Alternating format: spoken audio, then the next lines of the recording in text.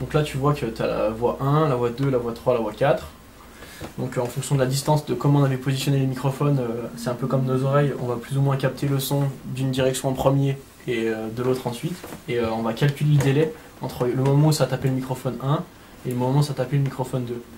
Donc là on a c'est une séquence de pipistrelles commune, je crois, d'ailleurs on va regarder.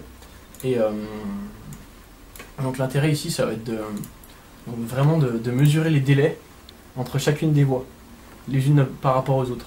Donc par exemple on voit ici que le micro 4 a été touché en premier. Donc ça par exemple c'était une chauve-souris c'était un micro qui était en hauteur. Donc c'est le micro qui a touché le plus rapidement possible et on a en premier. Et on voit par exemple ici qu'on a voilà, un décalage ici de 10 millisecondes entre les deux. On a un décalage de 14 millisecondes entre le 1 et le 4. Et donc on va calculer tout ça au niveau du temps. Donc ça c'est les time difference of arrival. Et on va pouvoir également travailler sur l'amplitude. Donc ça c'est un peu plus difficile. Et on voit clairement que voilà, en fonction de la position du microphone, on n'a pas eu la même bande de bruit. On a ici par exemple un microphone qui était avec très peu de bruit où il se trouvait. Et on va avoir des différences d'amplitude entre les signaux, quoi. Donc on voit ici par exemple que le microphone a été frappé et on voit légèrement le cri de la chauve-souris, alors que d'autres ont été frappés avec des amplitudes supérieures, quoi. Donc c'est vraiment toutes ces différences entre les capteurs, après une intercorrélation entre les voix qui va permettre de calculer les différences. Et donc on va donner ça à un algorithme qui va ensuite permettre de faire de la triangulation pour être grossier et localiser la source sonore. Donc je vais te montrer vite fait comment ça marche. Donc là j'ai mis plusieurs paramètres, tu vois, je reconnais les différents types d'espèces et je spécialise mon extraction des paramètres en fonction des différentes espèces pour être un peu plus précis. Donc tac, hop. Donc là on est en train de parcourir le fichier son et on essaye de trouver les cris et hop là, tu vois, on a reconnu donc on reconnaît une séquence de cris. Et sur chacun des cris qu'on a reconnus, on va les positionner un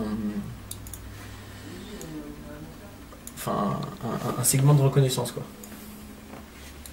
Donc voilà, tu vois, donc sur chacun des cris, je viens reconnaître le cri. Et donc là, je passe une reconnaissance qui est très brutale au début. Ça sert à rien de faire ça très fin, tu vois. Donc on attrape même des morceaux de réverbération. En fait, c'est juste pour reconnaître les cris pour l'instant, et après, je vais passer et je vais reconnaître cri par cri. Donc là, par exemple, je reconnais les intervalles entre les cris, les chauves-souris. Donc là, en moyenne 100 millisecondes pour une pipistrelle commune. On reconnaît ici la fréquence et les durées de cris. Bon, ouais, c'est des petits paramètres juste comme ça pour visualiser. Donc ensuite, une fois que les cris sont reconnus, on lance le trajectographieur. Donc là, le trajectographieur, voilà, il positionne les capteurs.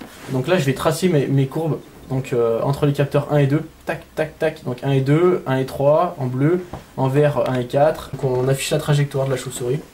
Donc là, c'est une séquence de 50 cris. Et en moyenne, tu vois, on voit les altitudes de la chauve-souris 12 mètres, 12 mètres 15, 12 mètres, 9 mètres, 13 mètres, 7 mètres 50. Donc ça, c'est une chauve-souris qui vole relativement haut. Donc voilà. Donc ça c'est un réseau de capteurs avec des capteurs qui étaient très très espacés et qui étaient disposés dans une clairière avec un grand écartement. Donc c'est une grosse manip faite avec l'ONF pour connaître le comportement des chauves-souris en milieu forestier. Et donc voilà, on se retrouve avec la trajectoire de la chauve-souris avec une précision assez forte, quoi. Et donc voilà, là on voit que voilà, la chauve-souris volait aux alentours d'une quinzaine de mètres, 12-13 mètres, et qu'on la capte relativement bien. Donc voilà par exemple typiquement un comportement de pipistrelle qui traverse une clairière forestière.